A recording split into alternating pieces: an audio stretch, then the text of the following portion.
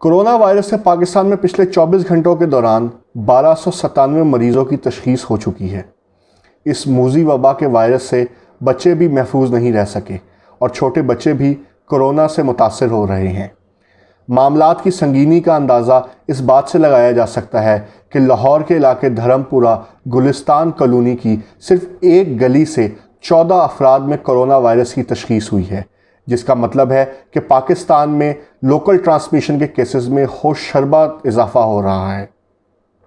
ایسے موقع پر وزیر اعظم پاکستان کا یہ کہنا کہ لاک ڈاؤن اشرافیہ نے کروایا انتہائی غیر ذمہ دارانہ اور بچکانہ بیان تھا۔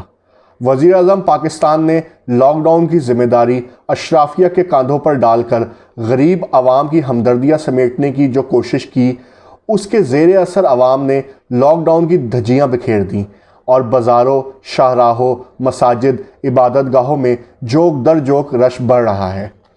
وزیر اعظم نے لاک ڈاؤن پر تو اشرافیہ کو ذمہ دار ٹھہرا دیا، مگر اس اشرافیہ کے بارے میں لب کشائی نہیں کی جنہوں نے کرونا وائرس کی وبا کو غنیمت جان کر غریب مزدوروں اور کارکنوں کی تنخواہیں روک لیں۔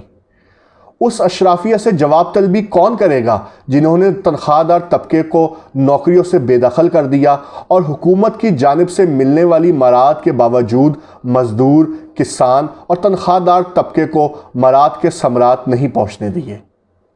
وزیر اعظم اس اشرافیہ کا ذکر خیر کرنا بھی بھول گئے جنہوں نے آٹا بحران کو جنم دیا۔ چینی بحران سے اربوں روپے کمانے والا شوگر مافیا بھی وزیر اعظم کی اشرافیہ لسٹ میں آنے سے محروم رہا، جبکہ ذخیرہ اندوزی اور مہنگائی کرنے والی اشرافیہ بھی وزیر اعظم کی تقریر میں جگہ بنانے سے صاف بچ گئی۔ البتہ وزیر اعظم کی کابینہ میں ان کی جگہ بدستور موجود رہے گی۔ غرض کہ کورونا اپنی شدت سے پاکستان پر حملہ آور ہے، جس سے لڑنا ہی واحد آپشن ہے۔ لہٰذا وزیر اعظم پاکستان کو چاہیے کہ وہ اسی شد و مت کے ساتھ کورونا وائرس سے لڑیں جیسا کہ وہ سندھ حکومت اور اپوزیشن سے لڑ رہے ہیں۔ شکریہ۔